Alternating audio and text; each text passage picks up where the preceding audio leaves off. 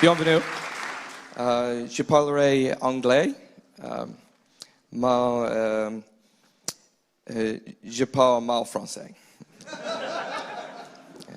Je prends. So let's talk about reading and writing in 20 years.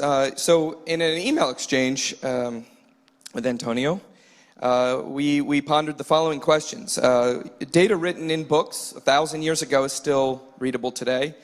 What about the information we're writing today? Is that going to be available in 1,000 years? Is it going to be available in 20 years, 100 years, 1,000 years? How will we write it? How will we read it? How will we consume it? These are the questions we're going to ponder today. So Thomas Jefferson once famously said, "I cannot live without books." You may have seen this on various posters. But this was more than a personal sentiment. He understood the value of information and how it affected society. When his family home in Shadwell burned in 1770, he most lamented the loss of his books. Think about that, the loss of information. Imagine if your computer disappeared or was stolen. You feel that loss. But what this taught him more than anything else was that information, to be preserved, it needs to be shared and copied. And so this was back in 1770, not today when we're thinking about sharing information all the time. This was essentially, he got it. Copying was not giving away information. Copying was preserving the information. So information is arguably the most important thing to society. Très important. Oui? We could very well be the stewards of information, because after all, the I in IT is information. So what we're really doing is passing around information. Now, to a computer, text is an abstract concept. A computer doesn't really understand text, it just understands zeros and ones. We apply meaning to the text. So why does this matter? Well, what's relevant to society is how well that users are communicating. Matt Ridley famously said in an early TED Talk. And really, it doesn't matter our individual intelligence. What matters is our collective intelligence, and the way that we collectively communicate it forms this collective brain, which is much more intelligent than any of us individually. So again, getting back to sharing information. Now, we see some of the trends today. What will we be writing in 20 years, in 1,000 years? We'll be writing in English. Will we be writing in Mandarin or Emoji, perhaps? Does the way in which we write information affect our ability to create that information? Does it empower us? Does it hold us back? So in order to understand how to predict the future, though, we need to understand how are we connected to the past through information. So I'm going to take you back to an earlier time, but in a very familiar place. In Chauvet Cave, here in France, is some of the earliest Neanderthal communication. And what's interesting about this, 30,000 years ago, they were recording information.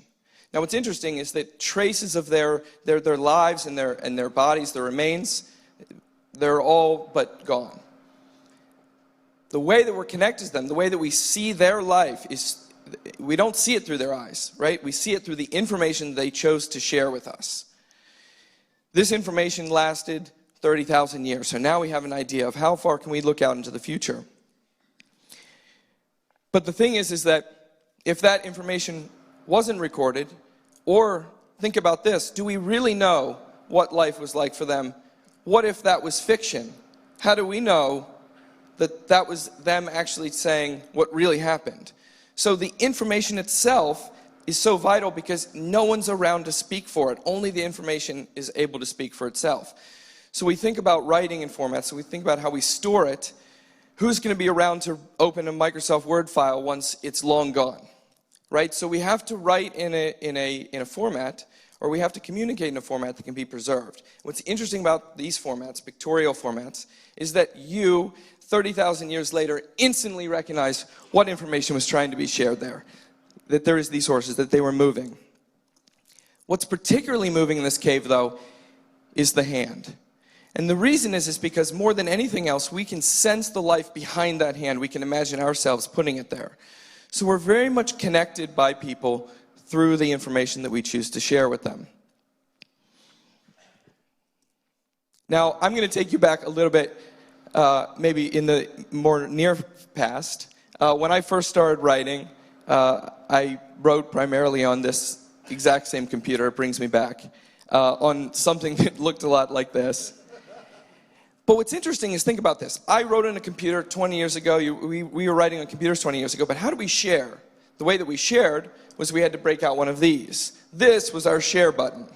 Actually, it looked more like this once we were printing. But really, what this was a glorified typewriter. Right? Because yes, it was a computer, yes, it was a screen, but in order to share it, how did it really differ from the typewriter? I like some of the, if you look at this advert, some of the things at the bottom. Visible writing. That would probably be a good idea, right? After all, what's the point of punching all the characters? Universal keyboard. Really? To whom? Maybe ASCII only, right? So their idea of universe, how do you type kanji here? How do you type accents? Speed and touch. So it's interesting that we still are dealing with that same interface, that we always are limited by that, and we're going to touch on that a bit later. So here's the thing. We actually, looking at the present, we actually have a tremendous opportunity. The cost of web publishing has declined to almost zero. What does this mean? Well, it means, for one, you no longer have to worry about hosting. Remember that day, the time we had to worry about setting up a web host to create a website? If you push your files to GitHub Pages or various other services like it, you can be a publisher. Printed books are very much on their way out, much perhaps to the dismay of Thomas Jefferson, who loved his books. But really, what is a book then? Because if we don't need books, what are we really talking about? And so this is a great opportunity. This is where we have to look into the future. We have to say, how are we going to share information? Are we going to let technology behemoths create markets where we can put books, so-called books, that look like still books, where you have to have a special account to buy it and all that? Or why don't we just use the web? Why don't we publish what we want? Readers can read what they want, and you and I, we can work out how to pay each other for it. Do we really need a market in order to do that? Or can we create our own market that is based purely on the web? So this looks familiar. We all have one of these in our pockets, but it tends to be all different shapes and sizes. And the thing is that how similar do these look to books? So are we just kind of reiterating the past, creating the same thing that we already had, or are we trying to use the technology in some new way? And the most important thing about the idea of, some people lament, oh, there's so many screen sizes. Yes, there are, and there will be. Deal with it. That's over. There's no more standard sizes of anything. Your content has to be written for not a piece of paper. It needs to be written to be aggregated, to be composed, combined, chunked up. If you design for a specific screen size, here's what's going to happen. Yes, it'll work on this one on the lower left-hand corner. And when it's displayed on the wall or a mural or something like this, it's going to be sliced and diced and cut up, and it's not going to look like what you created. So you have to design for that from the start. You have to think, store the information in a format that can be rendered appropriate to the medium. So what do you want? You want the metadata, you want the information behind it. We're not dealing with pieces of paper anymore.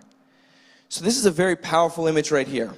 Going back to those prehistoric days, how much different is the shape of a stone tool to an iPhone? Matt Ridley points out to us in this TED Talk. But it's interesting, this isn't to say, hey, we haven't come a long way. We've come a very long way, but we're still us. And I thought that was very interesting, the first talk about the robots. It's like we still have these limitations of the way that we interact. and we still have us. But what's important about this particular image isn't so much that, hey, look, this is exactly the same size, but look where it is. It's in our hands, not on a desk. This is where it needs to be. It needs to be with us, personal devices. So really, you need to be able to adapt or die. PDF, if we're going to talk about publishing, we have to talk about PDF and what's going to happen to it. Okay? PDF is a technology that is catering to an age that's gone. It's about pieces of paper. Paper, we don't use this, the printer anymore, right? We use this. So it's very much a technology that is trying to hold on to the past. And we need to be forward-looking. So you have to be able to adapt your content, or your content won't be able to live in the new world. But still the problem is, we look at computers, where do we write? Think about where you're going to write. You write your paper, you write your presentation, you write your code. Where are you when you're doing it? Now remove that and put a typewriter in front of you. Have you moved? Have you changed? Sure, with the stone tool we haven't moved this device either, so maybe this is a limitation that we have. But why do we have to sit and write? Maybe we can do other things. Maybe the robot can come up to us and we can dictate to it. Maybe we can work out how to communicate this information going in two directions. We've got to pull ourselves out of the desk and into the world of information technology. Reading and writing perhaps is going to be much more collaborative in the future. We're starting to see this now, treating documentation like it's code. You're reading something, so this is interesting on two levels. Number one is, everyone who's ever written a book knows the last 10% takes 100% of the time, right? So it's as much as the first 90. So the thing is that you have to find a way to massage the content quicker. But, what if you could just see it and you click, just like with the code, and you say, I see a change, I want to make it. But think about this too, it's not just about, right, what if readers are reading it? Why is it that we're being read information, we're not talking back? So we're starting to see two-way communication even in the writing. The other thing to contemplate here is, why don't writers have tools that are as good as the tools that you use to code? Why can't we think in things like writing components? So the key to a better reading experience is to have a better writing experience, and the writing experience right now is still very dismal. And so we want things like being able to refactor your content or get a list of references and things like this. We've had these, we've touched on in the past. We need to get them more integrated today so that this is just the way that we work. Here's an actual book from the Library of Congress. This book is written in emoji. Is this the future of writing? Emoji? Perhaps not. But what's interesting is that how many times have you sat and thought, what is the appropriate emoji for the end of this sentence?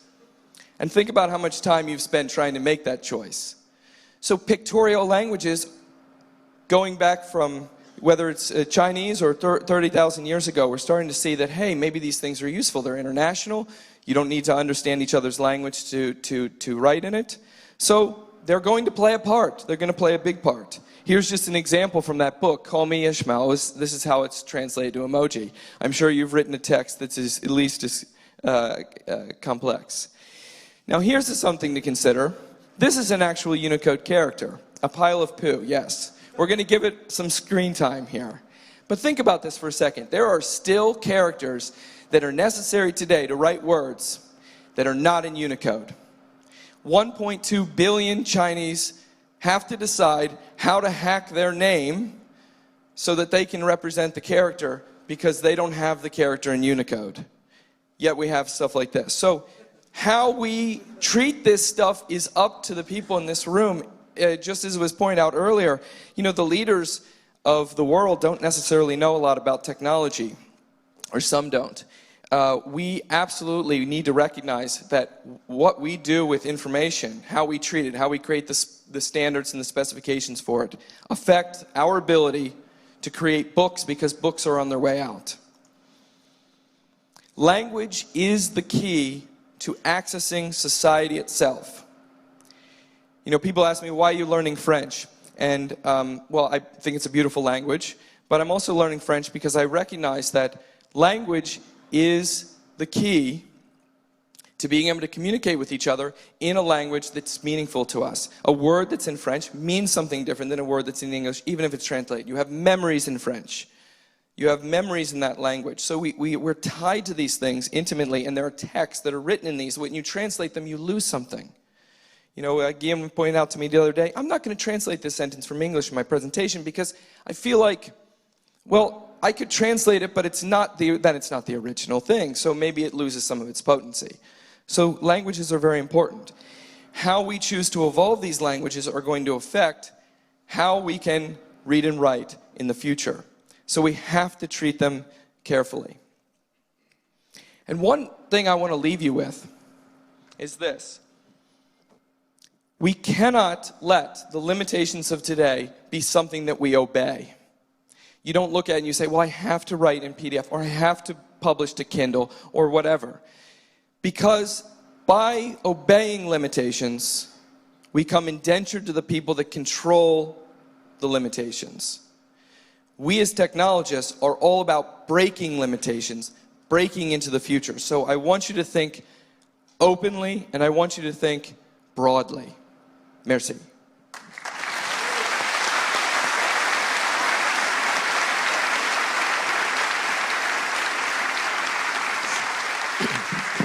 Thank you very much. Thank you very much. Thank you. Merci beaucoup à vous. Merci à Rodolphe Gelin. Merci Eric Filliol. Merci Dan Allen pour cette petite vue sur l'avenir. Donc c'est fini. Ah non, j'ai oublié. J'espère que vous avez bien écouté. Il y a au moins 5 références de films dans ce que j'ai fait aujourd'hui, et probablement demain. Si vous avez les 10, au cascodeur, vous avez une place pour l'année prochaine. Donc, eh ben, je vous libère, je vous remercie encore beaucoup. Vous pouvez aller prendre une petite viennoiserie, un café avant d'aller dans les salles de conférence. Encore merci et bonne conférence. Et faites du bruit sur Twitter, on est presque dans le top 10.